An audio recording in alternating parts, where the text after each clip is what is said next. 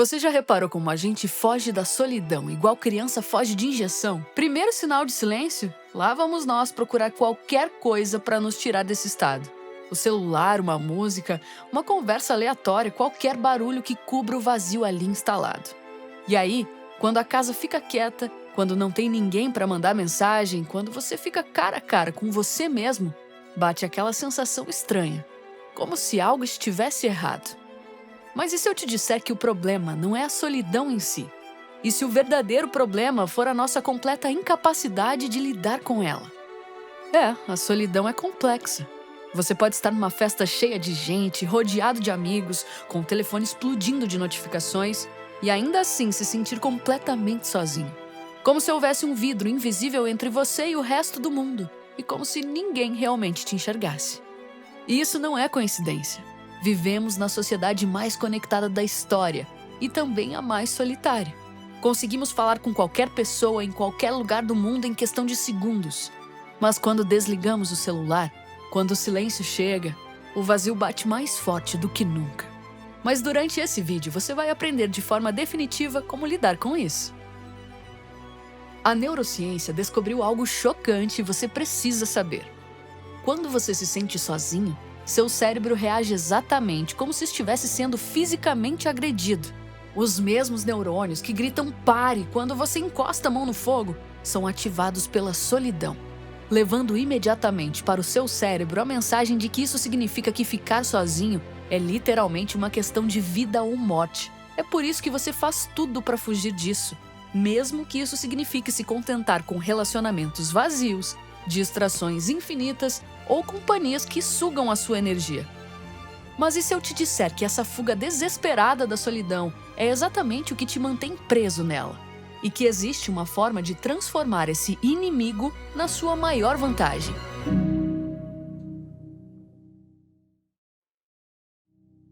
Vamos começar por uma verdade incômoda. Você não tem medo da solidão. Você tem medo do que vai encontrar quando ficar sozinho com você mesmo.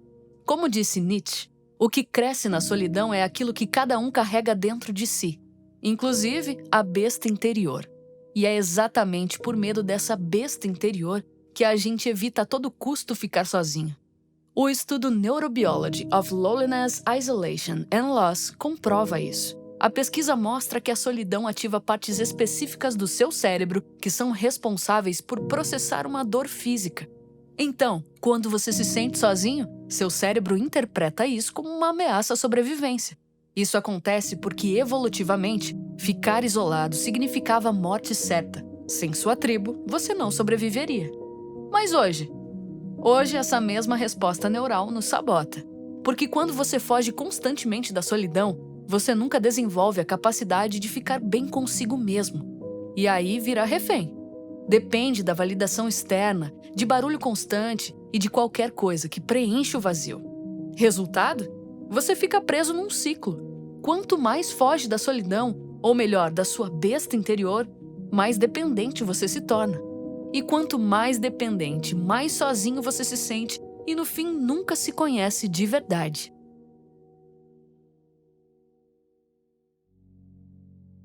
Aqui está a distinção que vai mudar como você vê isso.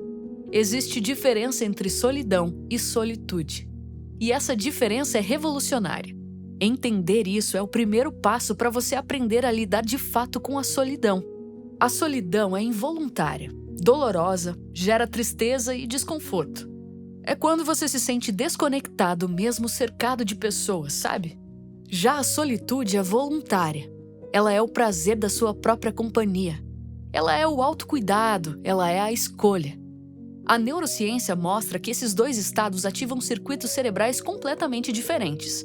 Durante a solitude voluntária, há maior ativação de duas partes da sua mente, que são regiões associadas à autorreflexão e processamento interno. E seu cérebro usa esses momentos para consolidar experiências, processar emoções e gerar insights. É como diz o escritor francês Honoré de Balzac: a solidão é boa, mas você precisa de alguém para te dizer que a solidão é boa.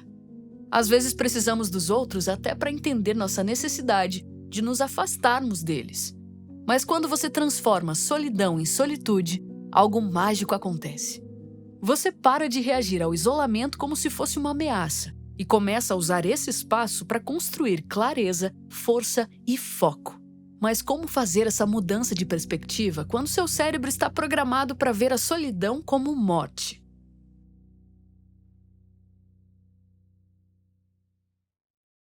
Quando você para de fugir da solidão e aprende a abraçá-la, seu cérebro passa por uma reorganização neural profunda. Estudos mostram que práticas regulares de solitude fortalecem as conexões entre o córtex pré-frontal e estruturas límbicas como a amígdala. O que isso significa na prática? Significa que o córtex pré-frontal, responsável por autocontrole, reflexão e planejamento, começa a assumir o controle, em vez do sistema límbico, que reage com ansiedade e medo. Na vida real, é como se você sentisse vontade de responder uma mensagem impulsivamente durante uma briga, mas decide respirar fundo, pensar melhor e responder com mais calma e clareza alguns minutos depois. Esse freio não é automático, é o seu córtex entrando em ação. É literalmente como treinar um músculo. Quanto mais você pratica estar bem consigo mesmo, mais o cérebro para de reagir como se fosse uma ameaça.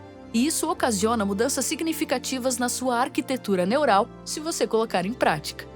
Essas mudanças incluem aumento da densidade de matéria cinzenta em áreas associadas à atenção e regulação emocional, fazendo com que o seu cérebro se reorganize para te tornar mais resiliente, mais presente, mais forte.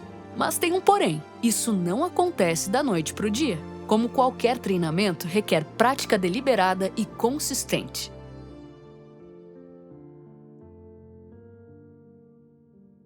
Antes de continuar, vamos falar sobre os sinais de que você está lidando mal com a solidão. Porque não adianta nada eu falar sobre solitude se você não reconhece quando está fugindo dela. Por que isso? Porque o medo da solidão não é só um sentimento. É uma prisão emocional que te transforma em refém das outras pessoas. Principais sinais: compartilhar demais assuntos pessoais com desconhecidos, ser obcecado por relacionamentos, colocar a vontade dos outros na frente das suas e sentir que não tem ninguém te enxergando. Se você está obcecado por alguém, esperando cada mensagem e não consegue focar no que conseguia antes, isso nunca é sinal de quão boa a pessoa é. Na verdade, é sinal da sua relação consigo mesmo e da sua falta de amor próprio. A obsessão só acontece quando a pessoa não está presente. Se ela estivesse ali com você, você não estaria obcecado. A gente fica obcecado por esse vazio entre nós e a pessoa, esquecendo que é só um ser humano a mais. E por que isso acontece? Porque quando você tem medo da solidão, acaba se contentando com qualquer companhia, vira escravo das suas relações sociais e perde a capacidade de escolher conscientemente com quem se relacionar. Mas como melhorar isso? Utilizando um princípio que te liberta para sempre.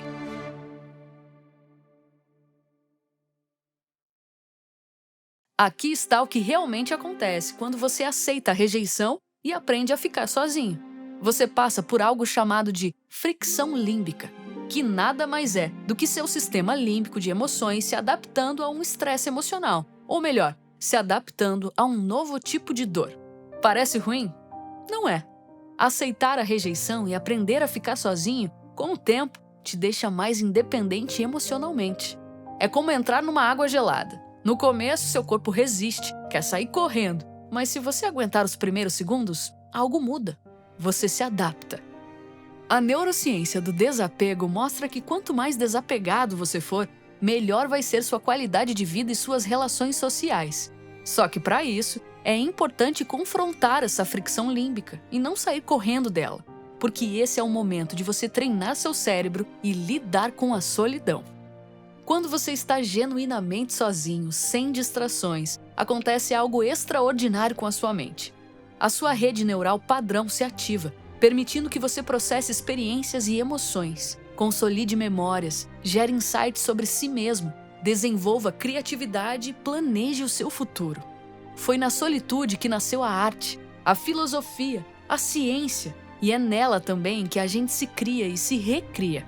Como disse Henri Thoreau, nunca encontrei um companheiro tão sociável quanto a solitude. Quando você abraça o estado de solitude, você promove neuroplasticidade positiva, fortalecendo conexões neurais associadas à criatividade, resolução de problemas e autorregulação emocional. É como dar um upgrade no seu cérebro. Mas tem um detalhe crucial: você precisa escolher estar sozinho e não ser forçado a isso. E transformar essa atitude é mais simples do que você imagina. Mas antes, preciso te falar de um paradoxo.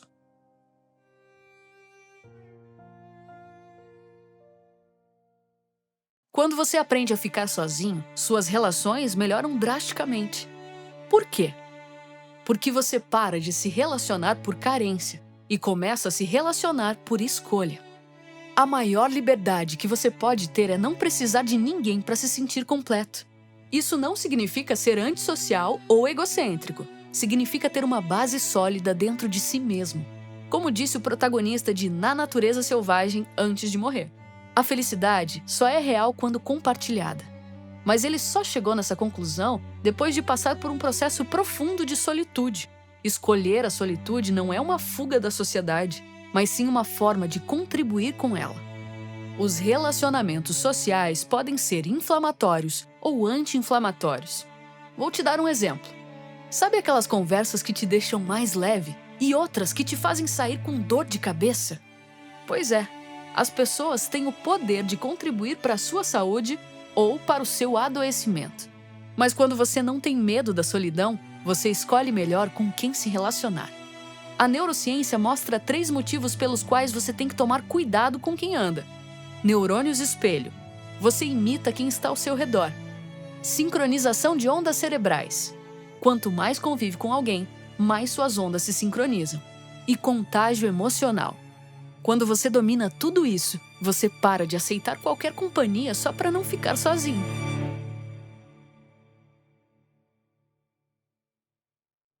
Agora, como fazer isso na prática? Porque não adianta nada você entender a teoria se você não consegue aplicar, não é mesmo? Primeira ferramenta: tenha uma comunidade seletiva. Busque algum grupo para pertencer, de preferência um esporte, mas não qualquer grupo. Busque um grupo de pessoas que te inspire a crescer e que não te mantenha somente na zona de conforto.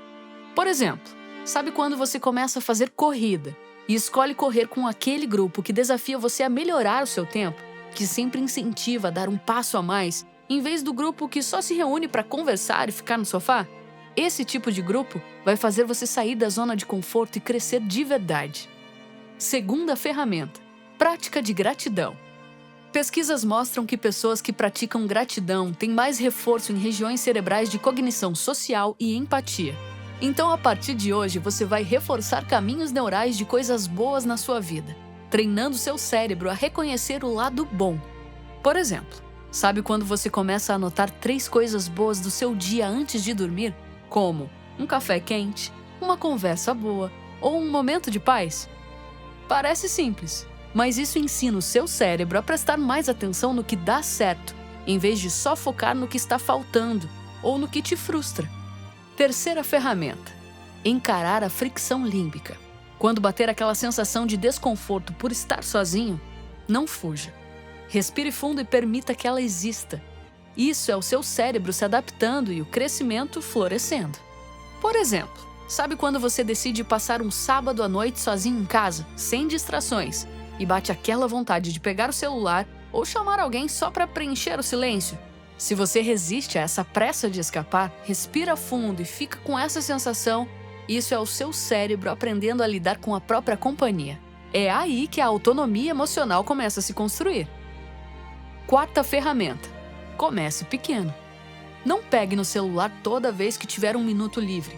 Evite se afogar na música quando estiver caminhando, a não ser que você consiga se conectar consigo mesmo nesse momento. Reflita sobre seus pensamentos e ouça a sua voz interior.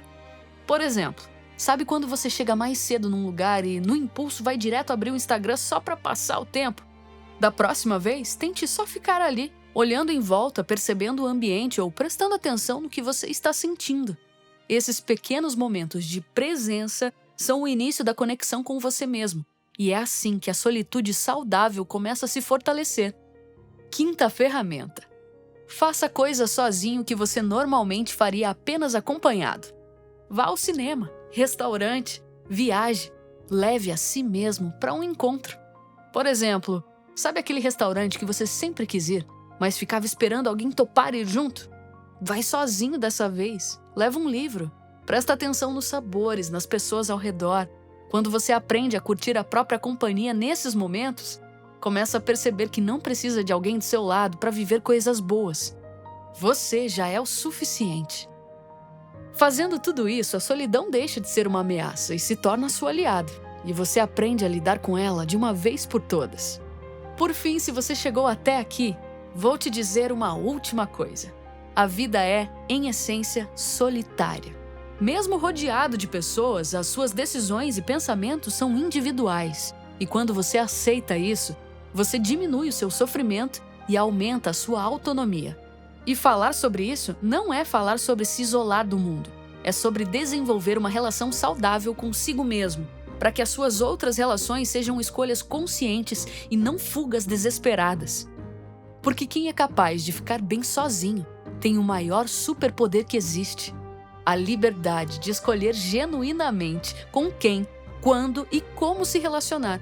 A dor da antecipação é sempre pior do que a dor do enfrentamento. E o medo que você cria mentalmente sobre a solidão é muito maior do que o desconforto real de encará-la.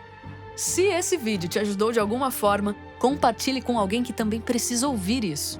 E me conte nos comentários qual foi a última vez que você ficou realmente sozinho, sem distrações e sem fugir. E o que descobriu sobre você mesmo durante esse processo. Obrigada por ter assistido até aqui. Nos vemos no próximo vídeo.